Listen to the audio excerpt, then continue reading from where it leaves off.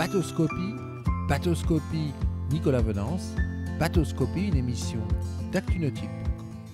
Bonjour et bienvenue à vous sur Bateauscopie. Aujourd'hui, chers amis, sur Bateauscopie, je suis à Barcelone, plus précisément à Port Ginesta.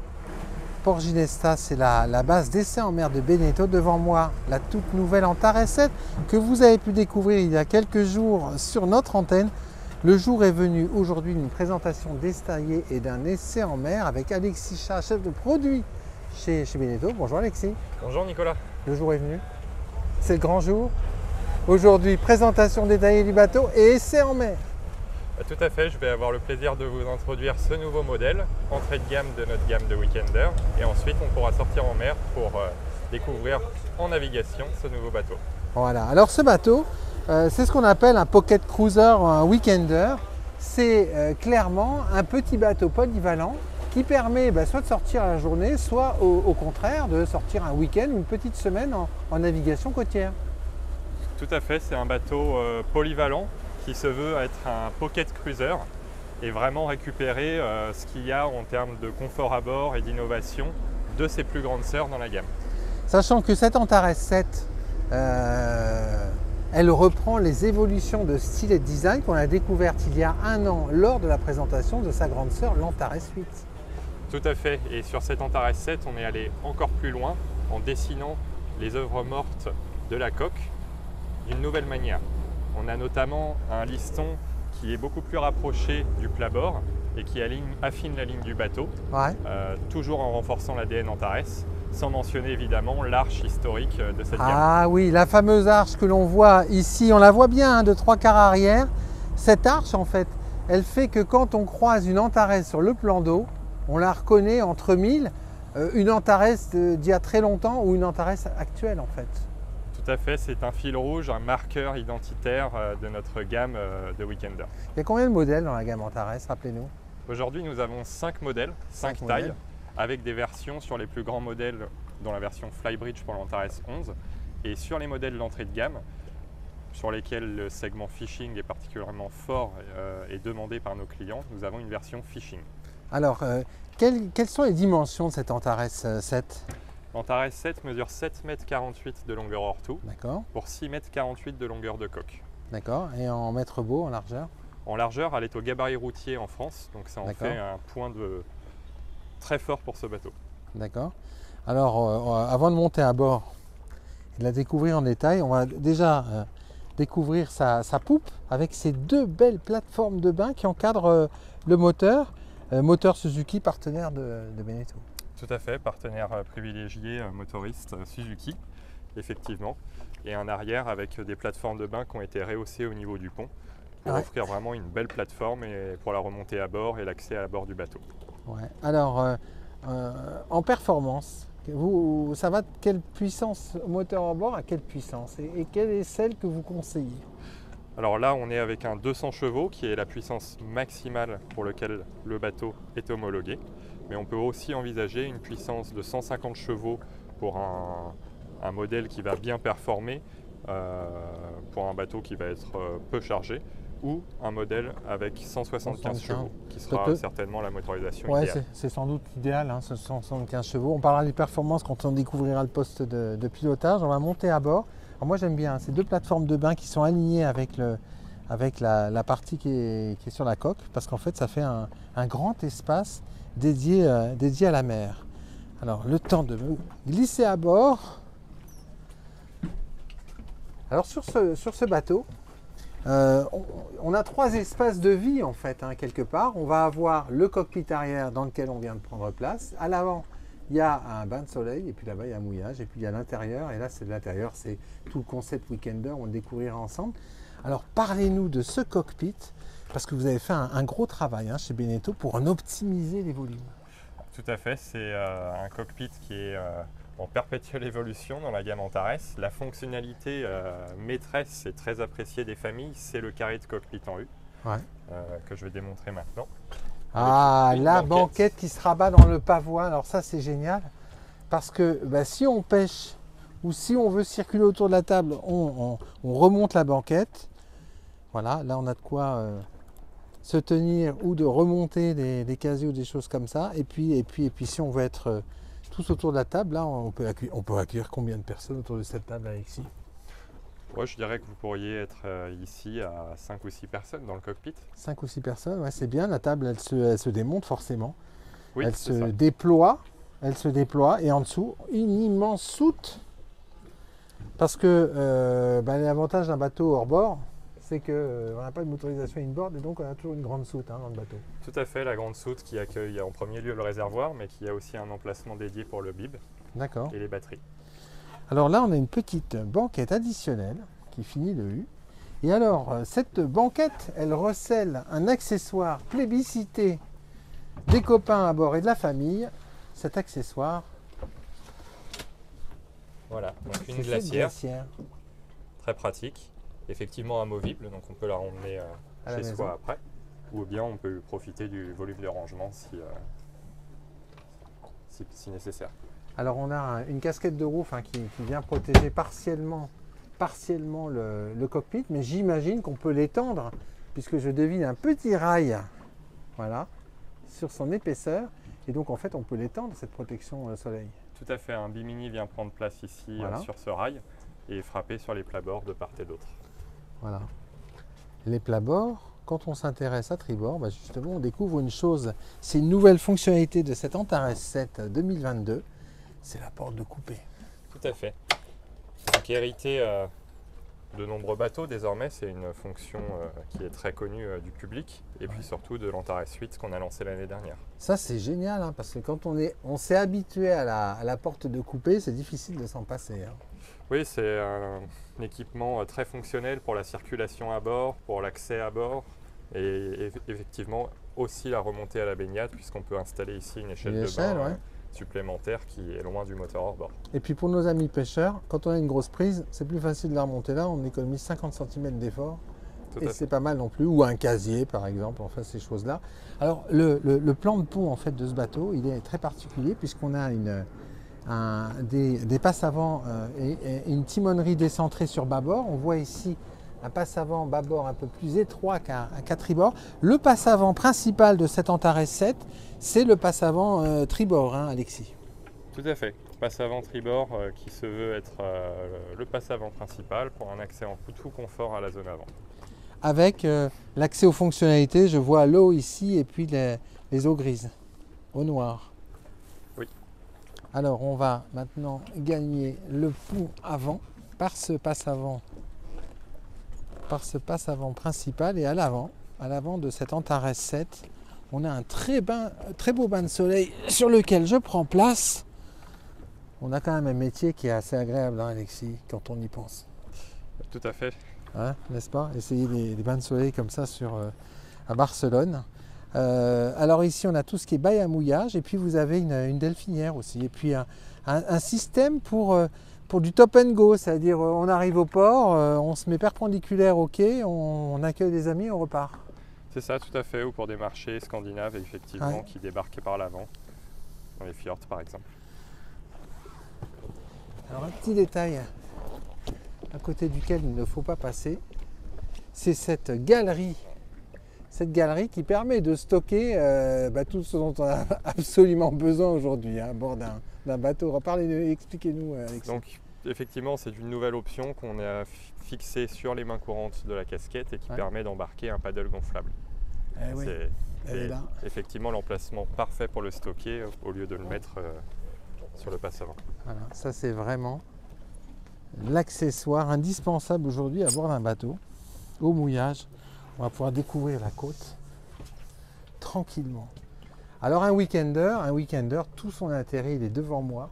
C'est cette timonerie hyper polyvalente. Rappelez-nous la taille du bateau, Alexis. 7,48 m de longueur hors tout, environ 2,50 m de largeur. Et dans 7,48 m, on a 3-4 couchages. 3 couchages. On a un toilette. Un bloc cuisine, réfrigérateur. Voilà, et dans 7 mètres.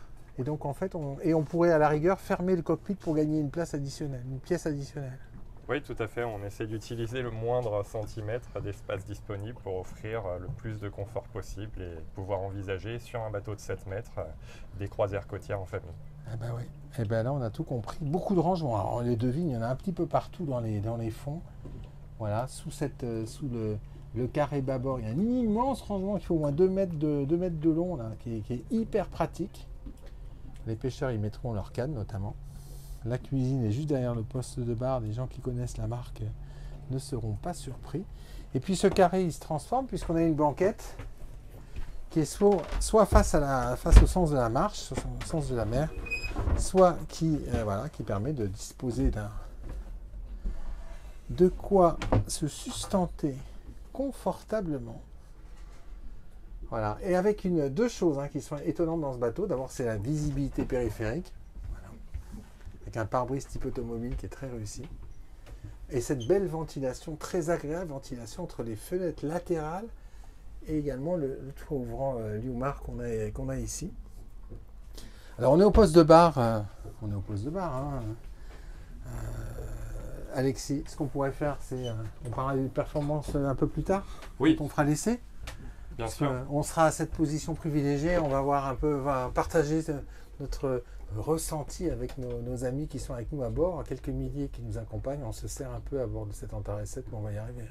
Tout à fait. J'aurai le plaisir à vous faire la démonstration effectivement d'un petit croiseur de famille. Voilà. Et puis à l'avant, regardez-moi ce beau couchage, du volume, et puis la toilette. Voilà. Ce qui permet d'être vraiment autonome à bord de ce bateau, sachant qu'on peut mettre une douchette aussi à l'arrière du bateau. Oui, tout à fait. Il y a une douchette de cockpit qui vient avec le pack système d'eau. Bon, mettons qu'on a visité le bateau et qu'on a présenté à nos amis, on quitte le port et on leur propose de monter avec nous. Allons-y, Nicolas. À tout de suite.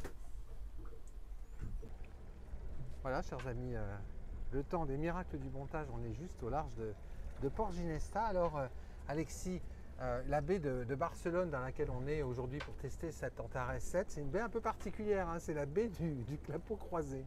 Un peu particulière avec une houle qui vient se réverbérer contre les falaises et ça peut être un peu mouvementé effectivement. Ça peut être un peu mouvementé, c'est idéal parce qu'on est en mer, on est sur un petit bateau qui va permettre d'avoir du plaisir.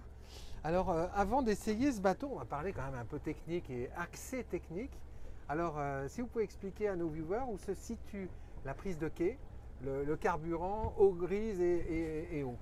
Alors l'eau grise et l'eau sont réunies sous le passe avant tribord pour l'évacuation et le remplissage. Ouais, ça c'est bien vu, c'est pratique. Et puis concernant le carburant et l'électricité, sont réunis à l'arrière du bateau, tribord pour le remplissage d'essence. Voilà. Et bâbord pour la prise de quai. Et la prise de quai elle est ici, donc hyper simple. Alors ce sur quoi vous avez beaucoup travaillé chez Beneteau sur cette Antares 7, c'est l'accessibilité de tout ce qui est coupe-circuit, de tout ce qui est électricité. Oui, tout à fait. Donc on retrouve à l'entrée du bateau, de manière très pratique, l'ensemble des coupes batteries réunies derrière ce placard en bois. Vous avez aussi l'accès à Synapse. Et effectivement, nouveauté cette année sur l'ensemble des bateaux Beneteau, on retrouve le système Synapse de bateaux connectés. Alors ça permet quoi concrètement aux plaisanciers Synapse? Alors Synapse, c'est un système qui est intégré en standard dans tous les bateaux du groupe désormais et qui offre notamment un système de gestion de son bateau à distance. Il y a une application qui permet de constater l'état des batteries, l'état de la pompe de cale, c'est idéal, le niveau du réservoir et la géolocalisation de son bateau. Tip top. Alors on continue nos accès. Alors sur le côté tribord, sous le bloc cuisine, là on a l'accès aux 220 volts.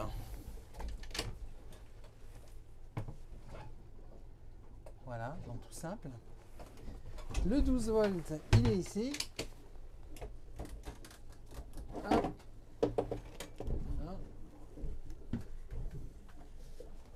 Voilà. Et là, on a... Voilà, donc sous ce grand rangement, on retrouve le réservoir eau grise. D'accord. Eau noire, pardon. sous le cockpit, on trouvera le réservoir d'eau douce d'une capacité de 50 litres. Voilà, il est juste là, je recule. Voilà, réservoir. Bon, ben c'est pratique tout ça. En fait, il y a un gros travail d'ergonomie parce que ça, c'est clairement les commandes dont on a accès besoin facilement. Et il y a quelques années, c'était éparpillé un petit peu partout façon puzzle. Voilà, on a pu certainement recueillir de l'expérience de nos volésanciers et améliorer l'accès à tous ces éléments techniques indispensables et très souvent utilisés à bord. Bah oui, c'est... Alors on est sur un bateau familial, mais on a quand même au tableau arrière un 200 chevaux Suzuki. C'est le plus gros moteur que peut accueillir cette Antares 7. Alors ce que je vous propose, chers amis, c'est une petite pointe de vitesse déjà à bord de cette Antares 7. Elle monte à quoi? On a 30, 32, 33? En vitesse de pointe, on retrouve 32 nœuds. 32 nœuds. On va faire une petite pointe de vitesse pour mettre nos amis viewers qui sont derrière leur écran en appétit. Très bien. Allez, c'est parti.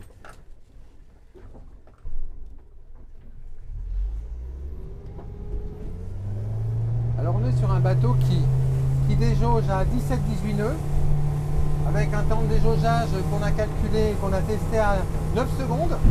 Donc plutôt des bonnes performances sur ce type de bateau. On fait un 0,20 nœuds en 7 secondes.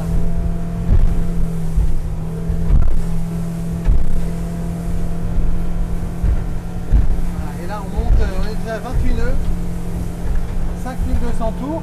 Alors à 5800 tours, on sera à 32-33 nœuds. On consommera 71 litres de carburant. Voilà. Sachant que la finalité d'un bateau comme ça, c'est quand même pas d'être à 33 nœuds, 32 nœuds, 33 nœuds, Alexis. Oui, tout à fait. Je mets ici à une vitesse de l'ordre de 20 nœuds et avec une consommation d'environ 30 litres à 4500 tours, c'est très confortable. Oui, parce qu'en fait, ça va être la vitesse de croisière de ce bateau. 20 nœuds, on est bien, 20 nœuds. Oui, c'est ça. C'est vraiment la vitesse de croisière familiale, confortable, dans l'ordre de 20 nœuds. Alors, on est à quelle consommation là? Ici, à 20 nœuds, on est à 27 litres. 27 litres. Voilà.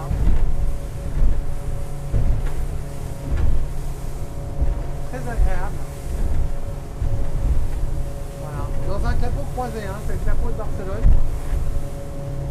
Très méditerranéen finalement. La sonorité du moteur Suzuki est très contenue.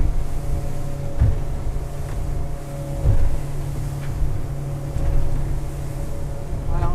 Moi je vais prendre la barre du bateau et je vais partager avec vous quelques sensations à la barre de cette Antares 7.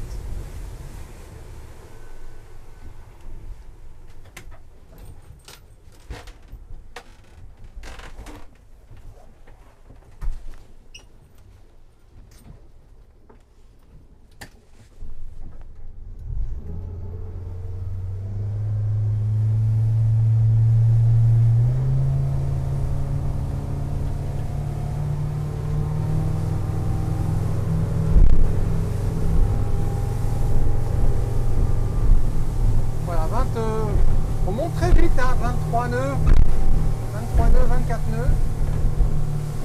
Voilà. La direction est précise. Alors on est sur un bateau qui a du poids sur l'avant, puisqu'on est sur un timonier, pourtant on ne sent pas franchement sur ce bateau. Il passe bien. Alors il y a une chose qui est très agréable sur un timonier, chers amis, c'est le sentiment de sécurité et de protection, puisqu'on est quand même dans une timonerie fermée, ventilée avec les fenêtres latérales. Et ça, c'est vraiment très agréable.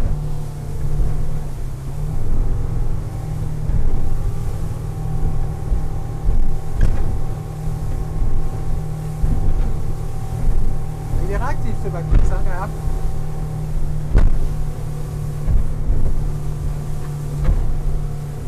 Alexis, quel est le programme d'un plaisancier à bord d'un tel week-ender? Est-ce qu'il y a un programme type d'abord? Parce qu'il a une telle polyvalence ce bateau que on imagine faire beaucoup de choses avec.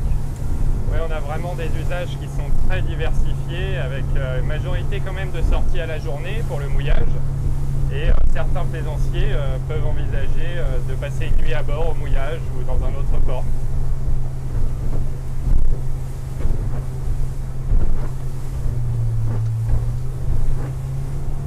Oui, parce qu'en fait, le gros avantage, c'est qu'on a, on va dire, entre 3 et 4 couchages sur ce bateau. Et en fait, on a un bateau qui est le bateau idéal pour la famille, en fait. C'est ça. Plus polyvalent qu'une coque open ou qu'un semi-rigide. Très sécurisant et très agréable, on va dire même par tous les temps, parce que là, on le voit dans la timonerie, on est totalement protégé. C'est ça, c'est un bateau vraiment multi-programme et multi-saison, j'ai presque envie de dire. Alors, une idée de prix de ce bateau, Alexis? Alors le prix du bateau en standard est de 49 500 € sans moteur, tout TTC. Ouais. Et on peut obtenir ce bateau tel qu'il est configuré aujourd'hui pour un tarif de 90 000 €.